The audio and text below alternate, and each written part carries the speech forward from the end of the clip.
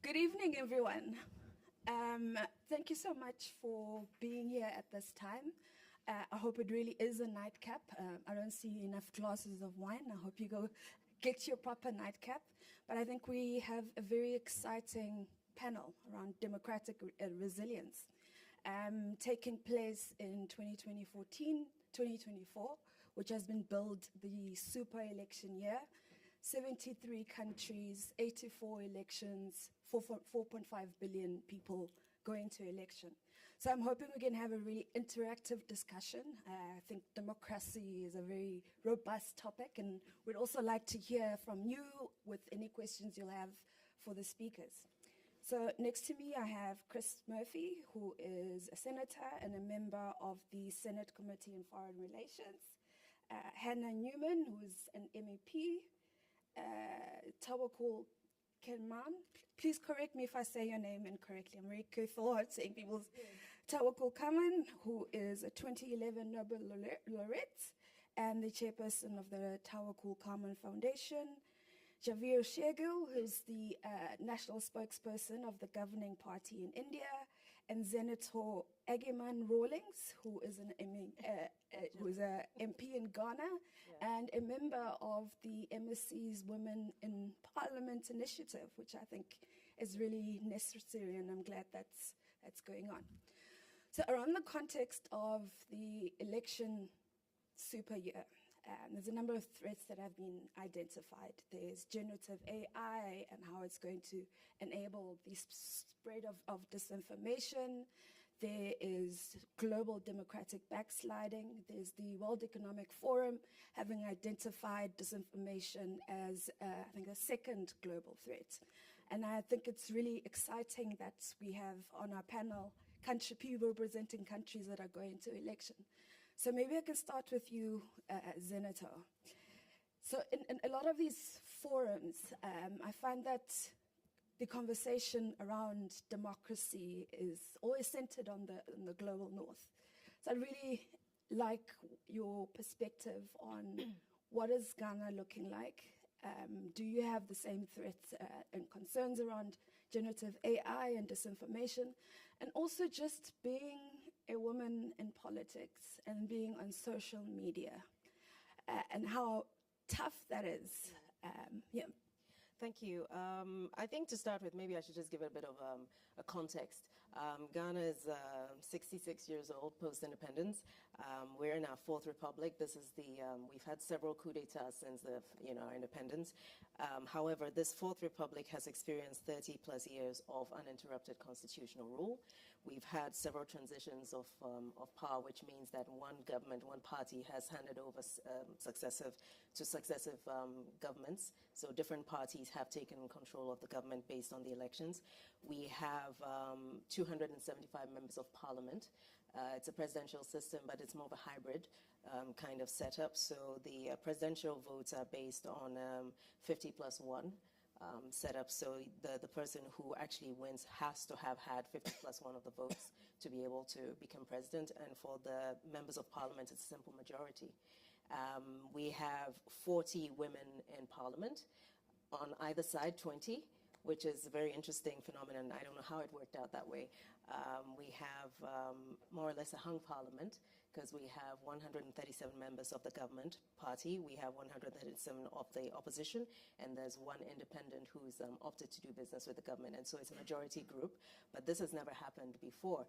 And I think it's also an indication of how the public is changing its view on how democracy should play out in our particular setting.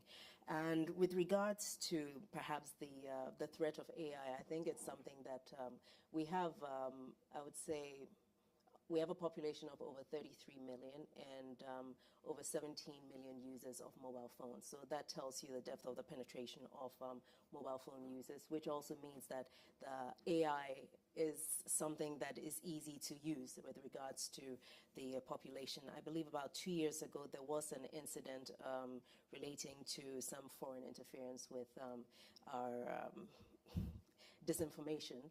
And so it is a real threat. It has no borders. And as Ghana moves more and more towards digitization and digitalization, the threat of cybersecurity attacks, the threat of AI being used as a tool to either create problems or in a useful sense, but I'm thinking in this particular setting, you just want to see where it is as a threat level. It is real. We have experienced a few banks have had issues with it. So I think the issue of what AI can do, the negative aspect of it, is something that's real to all of us. With respect to myself as a woman, I think any woman who has ever tried to stand for anything knows how tough it can be. Now, in Ghana, we don't have a special quota for women, youth, persons with disability. We don't have quota systems at all. And so every person who is in parliament has had to fight skin, teeth, and everything to get there. That includes the women. We don't have special dispensations within the political parties either, which means that within the parties, there aren't reserved seats for women. So it's really a real fight from beginning to end. And in between elections, it's a fight as well, because there is a level of abuse that is reserved for women. And the men in the room, you'll never know what that is like, because you know it's something that is targeting specifically women. Unfortunately, in Ghana, we don't have a law on violence against women in politics, violence against women specifically, or gender-based violence. So you have to take action based on perhaps libel or the feeling of being bullied. But as a woman, it's a real fight. There's less funding for women, because if you're a betting person based on the numbers, a man is more likely to win than a woman is. And so finding support, even from the point of view of the financial support, is not as much with women. And then, of course, the levels of abuse are so much that a lot of very capable women don't move into the field of politics. And the support systems, once you get in, are also not as good as they should be. And something as basic as having childcare in the House of Parliament can make the difference between you having a successful session versus not. And speaking to that experience personally, there have been occasions when I've had to bring my kids to work because it was a weekend, we were sitting, and there was no way around it. So I think in summary, that kind of gives you an idea of the Ghana setting and what it's like being a woman in politics where I'm from. All right, so you mentioned an important point around there's no laws about treatment of women online. So if we could speak generally about online laws, internet governance, regulation, and I think the global leader on, I think, getting it right is the European Union. You disagree? I mean, what are your views on it? It's from an African perspective, I see it as an example of what we could be doing. We don't have to exactly copy the laws, but at least there's an example. There's a context. We can look at what's been written and we can change it where it needs to be more relevant. So your thoughts on the AI Act? I think with the AI Act, indeed, we are the first. I think we are absolutely the first that are trying to legislate somehow what is happening with this new technology, and we are trying to do it in a way that, on the one hand, allows us to reap the benefits, but on the other hand, trying to limit the destructive effects. Frankly said, that are also coming from replicating and even making bigger all the problems that we have in the real society. So what you discussed about women being, well, targets of smear campaigns, women being seen as not being fit for politics, and all these discrimination. Well, what is AI learning from? From what is out there? What is AI doing its work on what is out there? And we have to make sure that we regulate that in a proper way, and we have seen in other areas, for example, with data protection, if the EU comes forward with a standard, most of the other countries, also the US, in the end, copy it. Why I was looking a bit worried when you said EU is like the place everyone is looking at, is that before I became a member of the European Parliament, I was actually working in war and crisis regions on peace building. And I've seen how fast hate speech, turns into violence and into wars. And that is why I became a politician in 2016-17, when we had the first rise of right-wing nationalism. And now we are looking at an super election year, where in the European Union and in the US, I'm deeply worried where we are heading. And you know, not in a democracy, it works because not everything is up for vote and not everything is up for debate. And we start to forget that or take it for granted. Democracy only works because we have minority rights. Democracy only works because we have freedom of the press and freedom of assembly and freedom of expression, and democracy only works because we have an agreement on non-violence.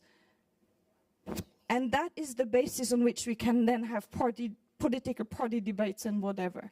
But at the moment, I have the impression many are either taking that just too much for granted or gambling with it for the quick political benefit.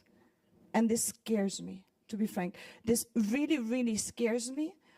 And I hope that each and every one who benefits from this democracy, and before all us as politicians, we use a lot of time on protecting the foundation on which we stand, and then invest some time in the political debates. And we call this a representative democracy. And for me, it is a huge privilege to represent citizens in the European Union and the European Parliament.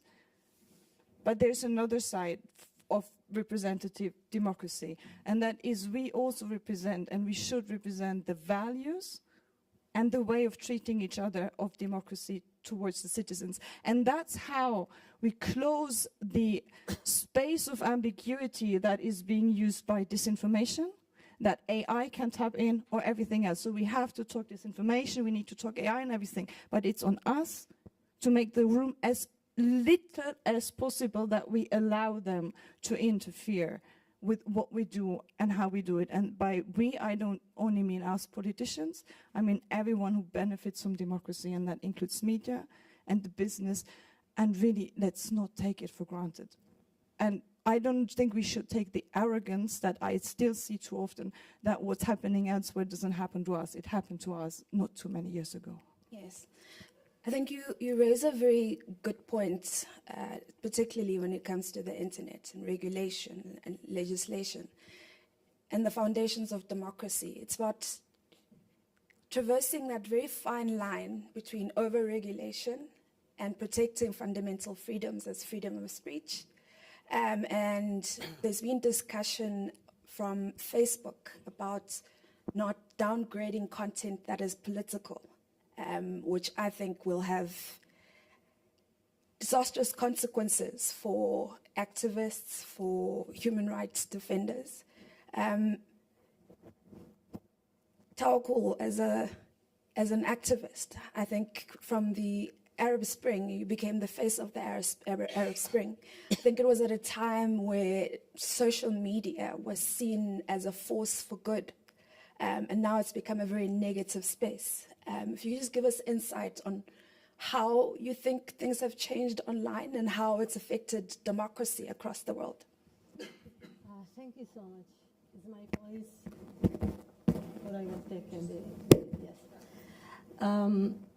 Talking about the effect of social media with Arab Spring, yes, it was so good, but now it is, used by the authoritarian regimes to, table any outcomes of the Arab Spring, and also to support the authoritarian regimes through, disinformation, through attacking the accounts of the activists, of the political opponents, through fake accounts, etc., etc.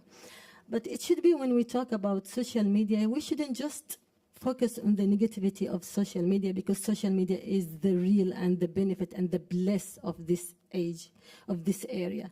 We have to find the solution to make it so powerful, to make the voice of people to be heard in this very important platform.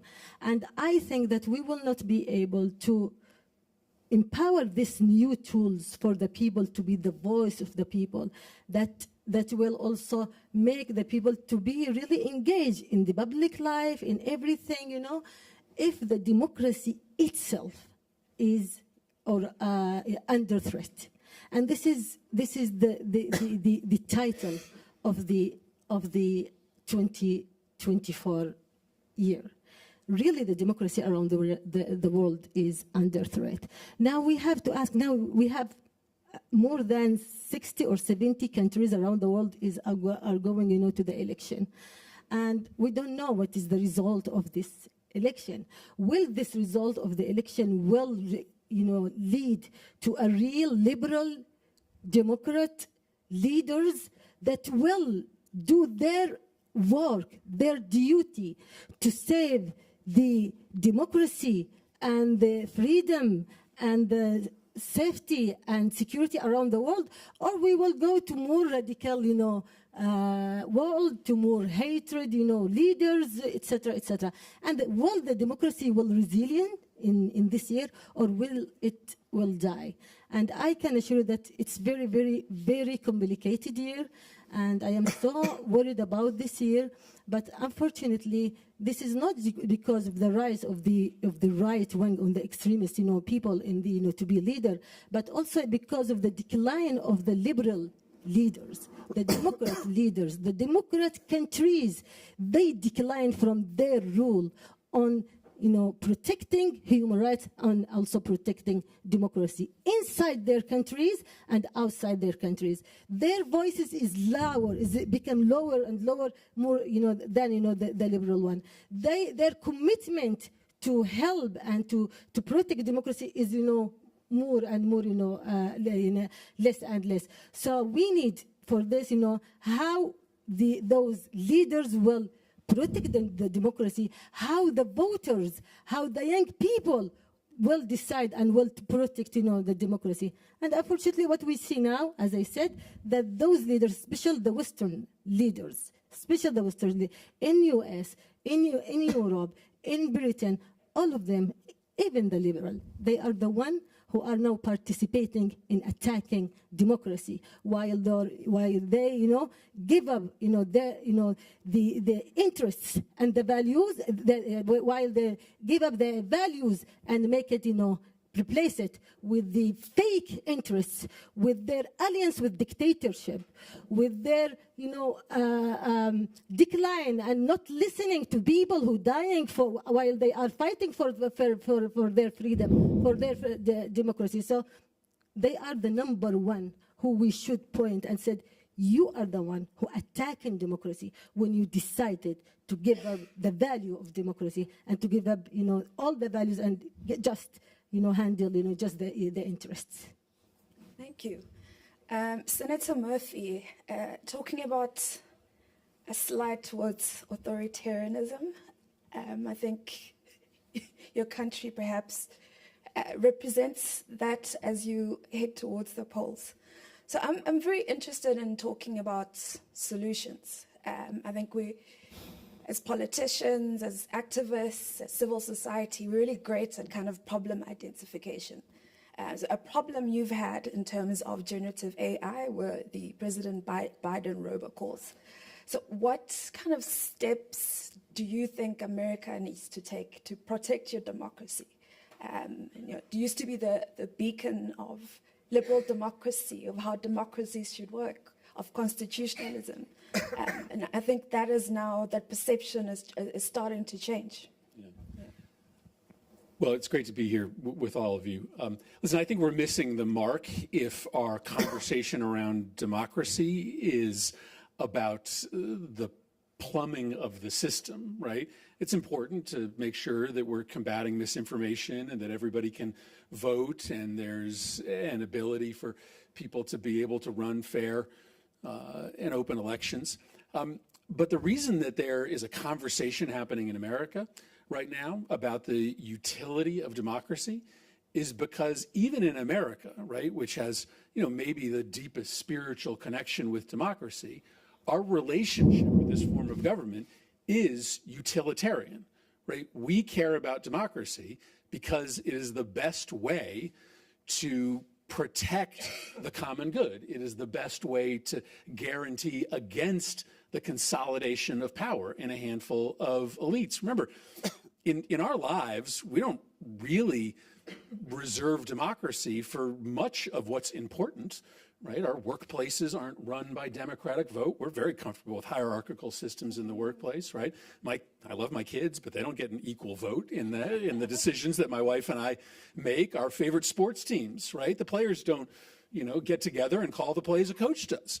So we're fine with strong leaders in virtually everything else that matters in our lives other than our form of government. And the reason in my country that people are considering giving up on democracy is because it's not delivering, because it is in fact reinforcing elite power.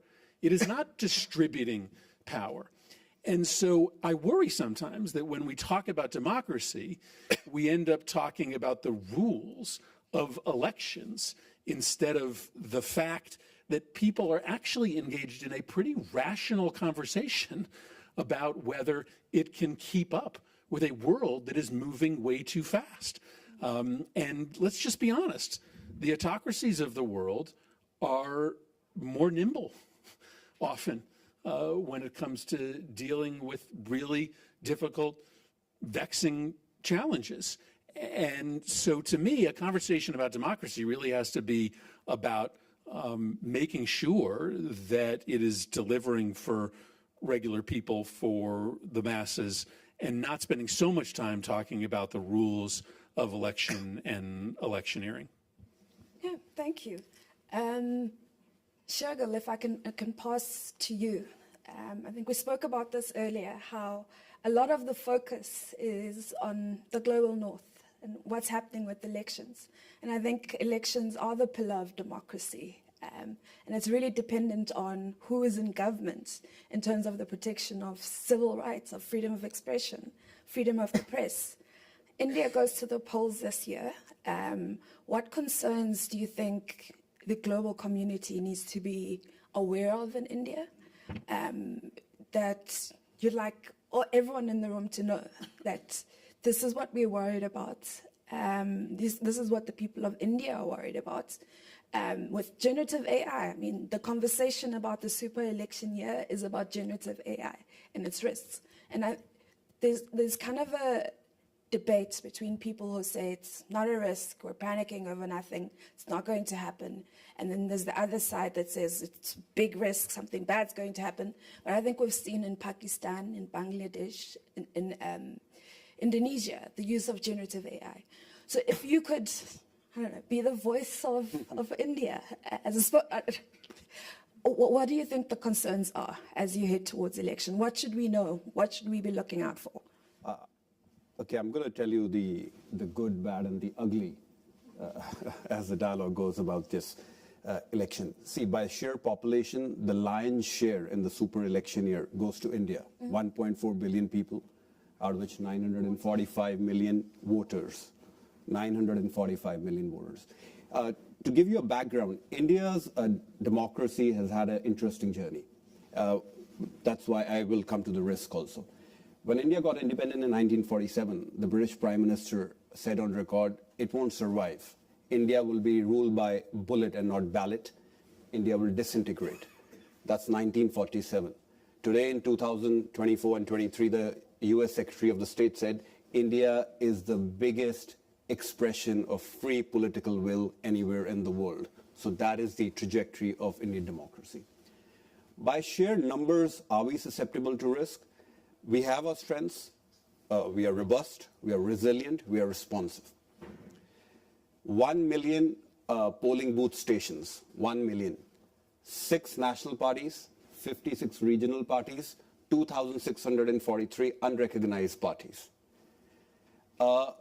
33% reservation for women to fight elections. India has just passed the law. A lady from a tribal background in India is predominantly people who live in the forest, whose earning is from the forest. She is now the president of India. An individual who used to sell tea by the roadside and the curbside is the Prime Minister of India, Prime Minister Narendra Modi. So that is the kind of robust democracy India has. Why? Because the governments come and go. We work by the Constitution, where it's by the people, for the people, of the people. We have a set system of separation of powers. Our judiciary is independent. Our army is apolitical. Our Constitution has drawn the red line between the judiciary, executive, and legislature. No matter what decision of the Supreme Court government likes or does not like, it has to bow down to it. And most importantly, our election commission, the body which conducts the elections, the free elections, is totally independent to the extent it's in a collaboration with 31 countries across the world, including the organization United Nations, because Indian election is the largest man-managed event on the planet, and that is why Election Commission. Now the ugly part, where are the risks? The risk is not from within, the risk is from outside. The Indian government has highlighted in two risks. Number one, the deep fake. India has already had a brush with episodes where a dead politician's deep fake was created to address his voters. We have the AI creeping in. So India has taken a very proactive rule to tell Meta, Google, look here, if you want to do business in India, you need to abide by our rules. You need to have proper labelization on your, this is fake, this is abusive, this is misleading, not per your community standards, but by India's community standards. So by India's community standards, child porn, child abuse is unlawful. Google has to put that up. And if they don't abide by that, then India is not afraid to take them on head on. So India's had a strict regulations just issued last month to deal with deepfake, misleading news. And I think we have to be overcautious. We are extra cautious about this dangers from AI. And you mentioned the World Economic Forum report. Till last year, it was hidden in some chapters. It was a subheading, deepfake. Today, from being a subheading, it's the centerpiece, deepfake. I think that is the biggest threat, and the threat to Indian election is from AI. But we are prepared. We are, if I may use the term euphemistically, cracking the whip on the intermediaries. Yes, I think you would rather over-prepare than under-prepare. Yes. Nobody knows what the risks are. We can always do hypothetics, but I also believe we should rather over-prepare than under-prepare. I want to add something. Sure. But talking about regulations, it has advantage and not disadvantage. Advantage is some regulations maybe really lead to control this, the fake news, the using AI, in a very bad way, to attack democracy, to attack, truth, etc. But unfortunately, governments use this regulation to attack freedom of press, to attack expression rights, and they use the misinformation, the disinformation as a justification to control the platforms and to control the voices of people. And we witness that in the authoritarian regimes. And unfortunately that we are witnessing that in some democratic country also. And now there is some doubt and there is some questions about the EU online regulation, that it also lead to some restrictions on the press freedom. So it's very important to put that red line on this thing. So regulation, fearing from the disinformation shouldn't lead to the attacking on freedom of expression. This is very important point. And another point is, the contact between the governments and with the platforms like Facebook, like Meta in general, like Twitter, like etc., on also on under this justification that will lead to control and to observe the contents of people, the voices of people. So this contact between governments with that platforms also making a very big question how much it will lead to the putting restrictions on the expression rights, and which lead also to attacking democracy. As Hannah said, democracy is a package. It is not just election. It is not just going to vote. Democracy is freedom of expression, is transparency, is accountability, is the right of minority, is the right, to etc., etc. And I want to also to go to another point, which Mr. Chris said, and I thank you very much for your. He had a very good positions with democracy, you see, in our, countries, and especially with supporting Khashoggi case, and now with supporting people in Gaza. He was, refusing the miskilling of, of people in Gaza. And here, while we are talking about democracy, there are a lot of people, million people in Palestine, in Gaza, are dying for just their life, their right to live, their right of life. So we have to know that while we are talking for democracy, there is also people are dying now for their freedom, for their justice. And what I want to say to Mr. Chris and to America, now we are in the November, we will witness the election, the new election of America, which is the election of the world. And we are so really, really worried about the result of that. So we have that the American people will protect American democracy, because American democracy means the world democracy. But also, what we witness from those liberal, from the democratic policy or politician, it is not, unfortunately, it is not different in the foreign policy than, the one who will come to the U.S., or maybe will not come. I hope he will not come. So now we are talking that what is the duty of the liberal politicians to protect democracy around the world. The most important thing that now is attacking democracy is the people, they lose their trust in institutions. Inside US and around the world. And when we talk, we lose the trust. People trust the institution. Some of them, they lost the belief on democracy as an idea, as an ideology, as a method that will lead you to stability, that will lead you to prosperity. And we have, all of us should be one, hand and one voice to fight this narrative. So this is a very bad narrative that democracy will lead to chaos. Democracy will lead to this instability. So we have to fight this narrative. And the most important thing, the people, when they reach to the White House, or people when they reach to European Union or to the Western government, they have to be committed to the values of democracy. They have to be real committed to that.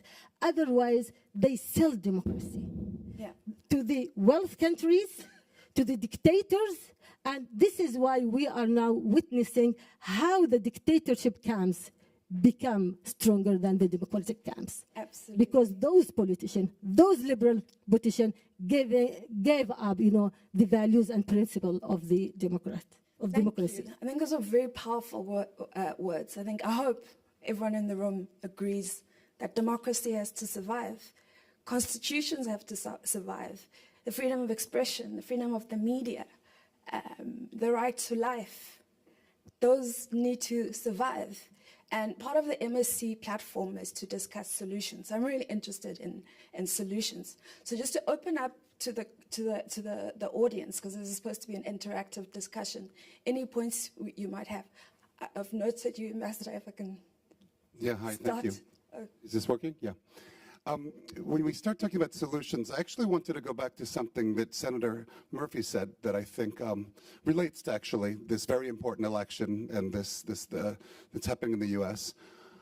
I think I heard you correctly. You said that one of the reasons why certain people in the U.S. are questioning democracy is because government is being used to reinforce the power of the elite rather than supporting the common man. And that's, by the way, neither party has a monopoly on that. I think many people say the election of 2020 wasn't stolen, but it was bought. I think we talk about tech. I think Mark Zuckerberg wrote 450 million in checks to that cycle. But, you know, on the other side, sort of the Koch brothers and Wall Street. So I guess in the spirit of Senator McCain, who was very much in favor of campaign finance reform, is one of the solutions in the U.S. to double down on reversing Citizens United or stopping super PACs or stopping the role of big companies and wealthy individuals? Is that one of the solutions to bring back government as a tool for the people rather than the tool for the elites to enforce the people? And then I guess the question to the rest of you is, do you have the same campaign finance issues in your countries, or to the same extent that we clearly do in the United States of America? Well, sure. I mean, listen, I don't mean to suggest that there aren't dials that can be turned to make democracy healthier, right? My point is that I think we often obsess over those dials instead of having a very tough conversation about the big mistakes that democracies have made and the delegitimization of democratic elites that have happened, right? In our country, you know, people just fundamentally disagree with this decision that was made by both Republicans and Democrats, leading governments over the past 30 years to invest in unfettered global free trade, right? They just believe that that was about enriching elites and not helping them. They don't believe that that technology comes with only unfettered upside, right? They believe that it comes with enormous downside, and they want government to step in and regulate.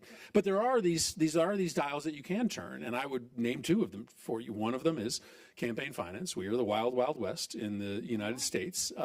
Increasingly, the amount of money that I, as a candidate, raise for my election is meaningless, because 1 or 2 billionaire donors can come in and set up a shadowy, unaccountable super PAC and quadruple the amount of money that I will spend. That undoubtedly has an impact, and that undoubtedly ends up electing people who owe a debt to those billionaires. There's just no doubt about that. The second thing we can do in the United States is change the way that we elect members of the House of Representatives. I mean, you've seen on display this very strange dichotomy in which the Senate is regularly able to do things that the broad cross-section of Americans support, like funding Ukraine. But the House cannot. Why is that? Well, that's because in the United States, we draw districts for the House of Representatives in an incredibly partisan way. And so our House of Representatives is not representative of the country. It is representative of the fringe on the right and the left. And so while I want to hold my democracy accountable for the mistakes it's made, I also believe that there are some, very important reforms, campaign finance reform and redistricting reform at the top of the list that would breathe some pretty immediate health into American democracy. Yeah, thank you very much. I'd like to make it as interactive as possible, so I'll take 3 questions. Ambassador, I'm going to give you one. If there's any kind of comments you have to make from an MSC perspective, we'll do 3 at a time. I have a question not from the MSC perspective. From yourself. From myself, no. What the senator says, and thank you very much for coming, Chris, is you talk about these reforms, and I think it's key when you see the amount, a governor, I know one of them, governor to be reelected spends as much as a party in Germany spends for the general election, just for the dimension of this. How can you change that? I mean, gun laws, how can you change that? How can you prevent that this, super PACs and the district, this is changing? I mean, many have tried that. And this is a problem with democracy sometimes, that also when you have more on the fringes, do you get the 2/3? Do you get the majority to change things? Yeah, thanks. 2 more questions. So. Yeah, my name is Andrei Buzarov. I am from Kiev, from Ukraine. I'm foreign policy expert and researcher. I have one question to Senator Murphy and to Hannah Neumann. Actually, the same question about Ukraine. I'm foreign policy expert, but I cannot understand whether the question of Ukraine is a foreign policy question for the United States or it is internal policy question for United States. It's not I'm not kidding, just want to understand how in so democratic country like United States, these two questions, or one question, became so politicized. And what is the reason of such kind of politicization of Ukrainian topic on the eve of elections in the United States? And what is the level of degree of possible politicization of Ukrainian topic on the eve of elections in European Parliament? Sure. Let's do one more question. Oh, okay. I think a lot of the questions were towards you, Senator, but I think anyone on the panel can also respond if you feel there's a point that you'd like to get across. Well, listen, there is a demand in the American public for election reform. There is. I don't want to be overtly political here, but the fact of the matter is the current system, which allows for billionaires to influence elections, tends to favor the Republican Party. They just have more of those billionaires than we do. And so it is probably true that for the time being, it will only be the Democratic Party that, if in power, will be able to deliver those kind of election reforms. I wish that weren't true because, of course, there was a time when that wasn't true. John McCain was a perfect example of somebody who stood up and said, regardless of party, we should empower people rather than the special interests. But right now, I think it ultimately is, unfortunately, a bit of a political partisan issue. On this other question of sort of what's going on in the United States, why has this become a political issue? I mean, it's a very complicated, important question. But in America, as people have lost means of more positive identity, they have begun to cling to political identity as the way that they define themselves. And so more and more Americans define themselves as Republicans or Democrats and come to the conclusion that the other side is an existential threat to themselves and to the country. And so on this question of Ukraine, as the war is more and more identified with President Biden, more and more Republicans and supporters of President Trump don't do an independent analysis of whether engaging with Ukraine is good or bad for the United States. They just come to the conclusion that Joe Biden is for it, so it must be bad for the country, right? And that is an unfortunate aspect of American politics today. Notwithstanding that dynamic, the majority of Americans still support funding for Ukraine. The majority of the Senate still supports funding for Ukraine. The majority of the House still supports funding for Ukraine. We just have to get everybody to vote. And if they do, we will deliver another year's worth of aid. But this is a problem that will become worse in American politics. The fact that if one party is for something or identified for it, the other party believes that they must be antithetical to that position. Yeah, speaking of campaign finance, I think as one of the stronger democracies in Africa, I'm from South Africa, and the way that's been dealt with is transparency. It used to be secret before, and we didn't know who parties were funded by, and now it's open. There's a register that's published each year. So how has Ghana and perhaps also India dealt with it? Yes, well, that's something that's a very big issue now because, as you know, there is a lot of illicit movement of money, and one is not sure whether it's drugs or whatever it is, and there isn't enough transparency with regards to campaign financing because we don't have the necessary legislation in place. There are limits on how much an individual can donate to a party.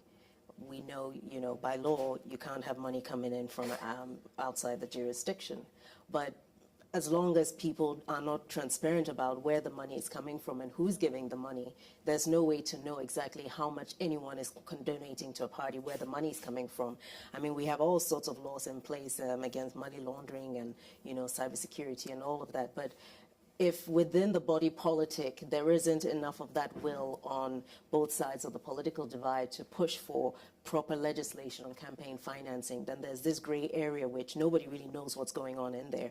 And the problem, the danger with that, which is similar to what Senator Murphy just said, is regarding then the debt that's owed by the person who's funding the campaign. And if we don't know who's funding it, is it the terrorist somewhere that's funding the campaign of a particular political entity? And what does that mean in the event of that person winning? And I mean, just in speaking to the issue of democratic resilience, this is a crucial year. And we've seen several democratic reversals in the West African sub-region.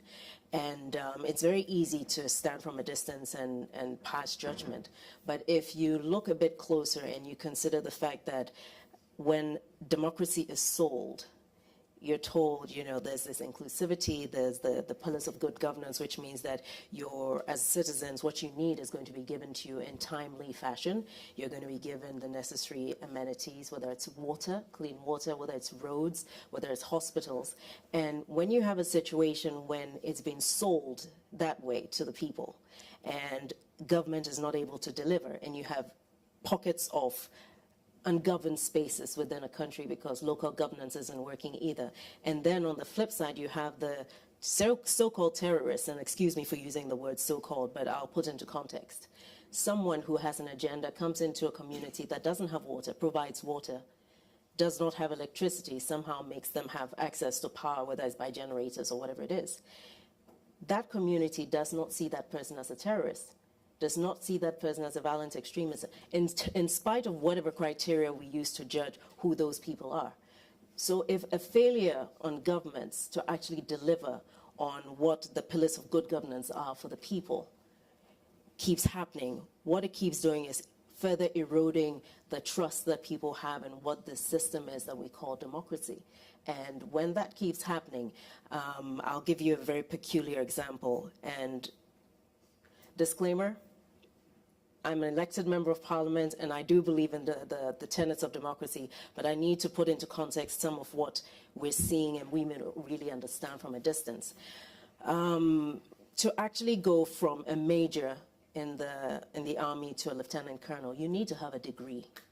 So on average, if you pick 20 officers, lieutenant colonels, and you pick 20 random politicians, I can assure you those 20 officers have better idea on how to strategize and operationalize their strategy than 10 of those politicians.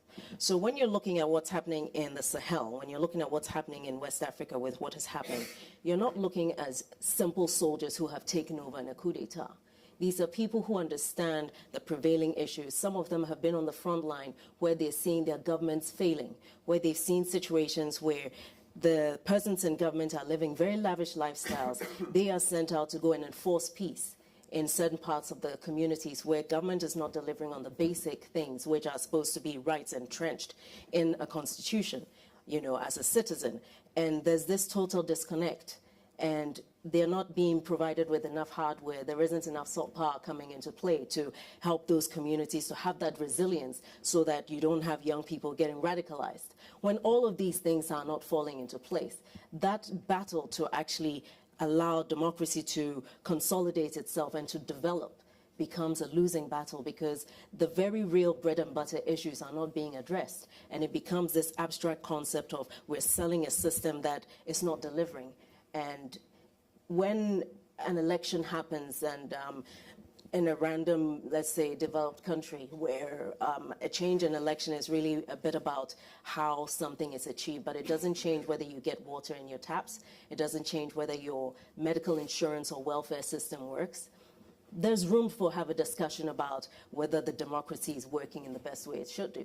But when the change in government means that a road that was being built to your village is stopped, or a clinic that was being built is not being built anymore, or money that was supposed to go into providing potable water is not coming that way and is being used to fund someone's lavish lifestyle. It becomes a matter of life and death.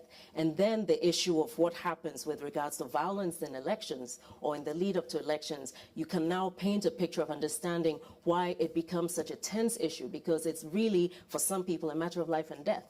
The politicians aside, those whose lives are the most vulnerable, those in the low socioeconomic class who really don't have a part in saying how things get done, and the best they can do is press their thumb on a ballot paper or put a pebble in a bowl or whatever they do in other countries. Point is, it's not as simple as just a debate on whether you like the way the president addresses an issue. It really becomes a matter of whether you're getting the vaccines you need for your children.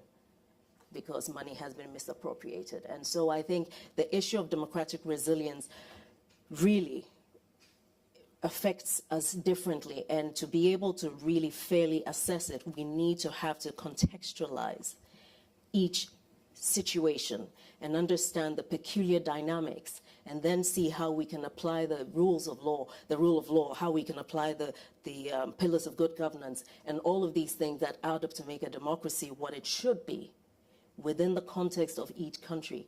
And then also just, I suppose, with regards to how we look at these international agreements.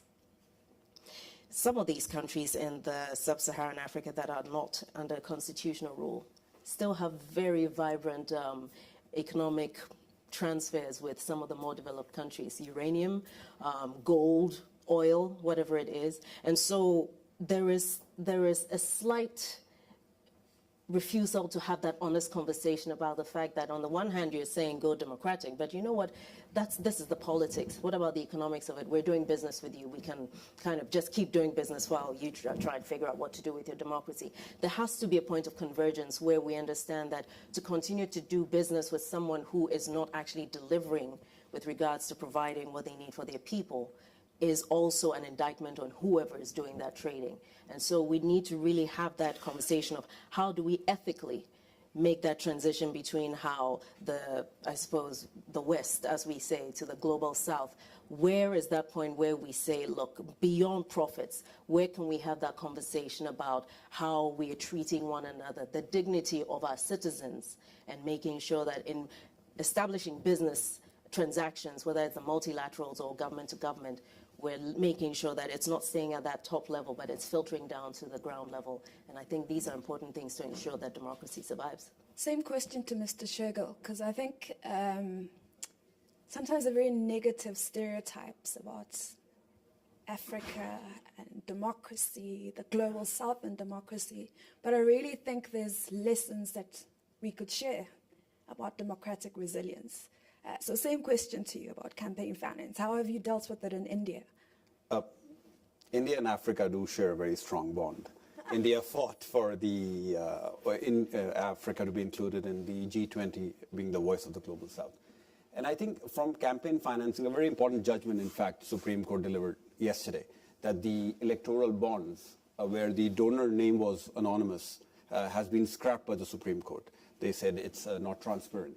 Now, the party I represent, BJP, brought in those electoral bonds with the intent. India had a massive cash problem, a money laundering problem. People used to fund political parties through cash, and you never had to disclose it anywhere. So to deal with that, the electoral bonds were brought. But Supreme Court for transparency said you have to disclose the donor name, you can't have this, and you do this. So India is taking steps for campaign financing. We have a very strong law about disclosure to political parties. But one point I want to make to take this forward is, I think the conversation also needs to be on solutions. According to me, the real solution only lies in one thing, which differentiates a raw majoritarianism and authoritarianism. It's the checks and balances. It's the independence of institutions. The ebb and flow of any model of governance is not that one popular leader defeated another, right defeated the left or left defeated the right. Suddenly if a right ideology wins, the country's democracy is in danger, or XYZ. I think the ebb and flow of democracies, if your institutions are independent and you have checks and balances. Like, to give you an example, in Ghana, if in India, any government is not delivering clean water, electricity, right to life, our constitution guarantees the right to life. Citizens have gone, our jurisprudence has evolved more than the government by the courts. They can knock the door of the Supreme Court of India. I am not getting clean water. I'm not getting clean air. That's how our constitution was built. So I think these institutions have to be in place. They are they in the seesaw. They maintain the balance. Having said that, the reality, what she said, my last point, India's foreign policy is strategic autonomy and non-alignment.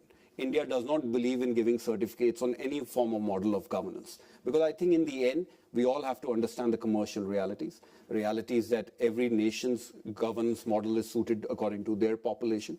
So more than the conversation, I think it is more focused on welfare and strengthening your people and working for the common good. Yeah, I hope this is not a controversial thing to say, but I think Russia is a big threat to global democracy. And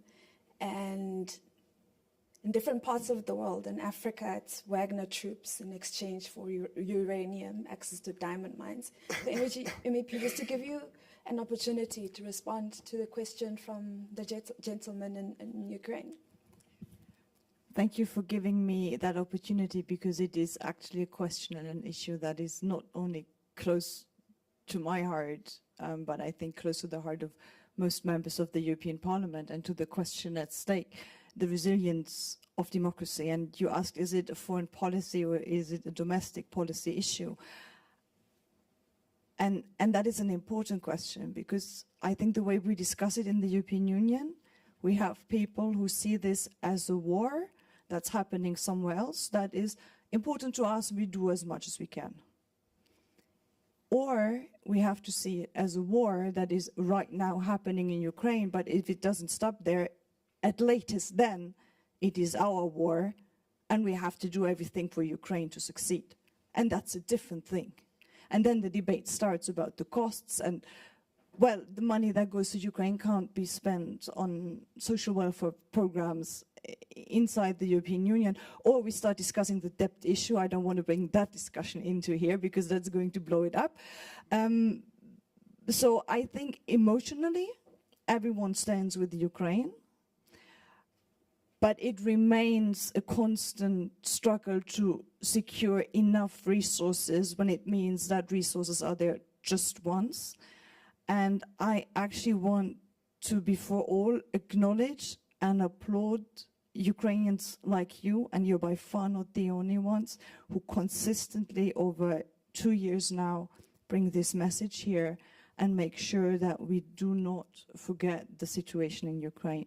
Having said that, I'm sitting next to Tawakkol, who's from Yemen. We haven't even debated Afghanistan. It's a tough time, and I think it challenges also the resilience issue of democracy. But I want to say one thing in the end. Are our democracies perfect? No.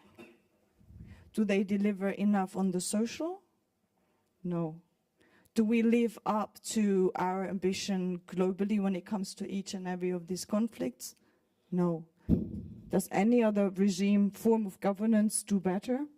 Well, for sure not. So let's fix the best model we have.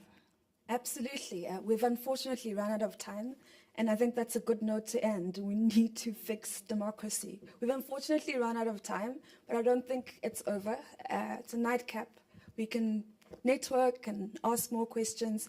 I'd really like to thank all the panelists for your amazing contributions. I think lots of food for thought, and there's lots to think about. And I think I, as a moderator, I leave with a passion to go out there and continue fighting for democracy. So thank you very much for all your contributions. Thank you very much.